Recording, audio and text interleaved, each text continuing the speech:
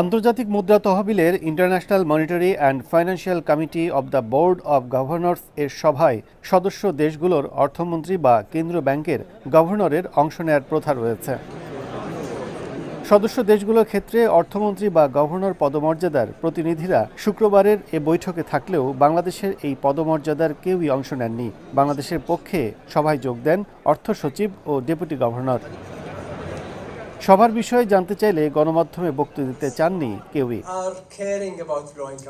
পরে বৈঠক শেষে সংবাদ সম্মেলনে হাজির হন সংস্থাটির শীর্ষ ব্যক্তিরা। IMF এমডি বলেন, অর্থনৈতিক সংকট এড়াতে চাইলে অর্থনৈতিক কাঠামোর সংস্কার করতে হবে।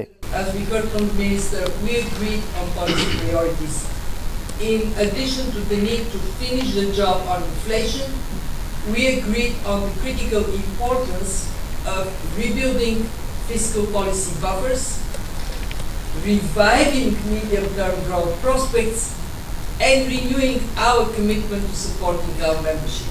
Just endorse reforms to make fund support to countries undergoing debt restructuring smoother and speedier. 1-2-3 ঢাকায় জমি জিতে নিন 100% ক্যাশব্যাক সহ 20 কোটি টাকার পুরস্কার। এ সময় IMFC সভাপতি বলেন, মধ্যপ্রাচ্যের অস্থিরতা এখন অর্থনীতির জন্য বড় চিন্তার কারণ। The world and the IMF itself have faced multiple global disruptions over the last 3 years. Prospects are improving, which is very positive.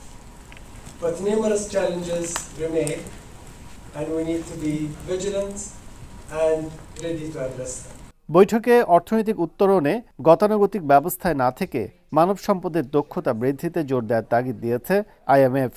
রাজস্ব ও মুদ্রানীতির মধ্যে সমন্বয়, একই সঙ্গে সামাজিক সুরক্ষা নিশ্চিতে অর্থনৈতিক সমতা সৃষ্টি, এছাড়া বৈশ্বিক টেকসই উন্নয়ন ধরে রাখতে যুদ্ধ নয়, স্থিতিশীল পরিবেশ সৃষ্টির পরামর্শ দিয়ে শেষ হচ্ছে 2024 সালের IMF-এর বসন্তকালীন বৈঠক। যুক্তরাষ্ট্রের ওয়াশিংটন ডিসি থেকে কাজল আব্দুল্লাহ, সময় সংবাদ।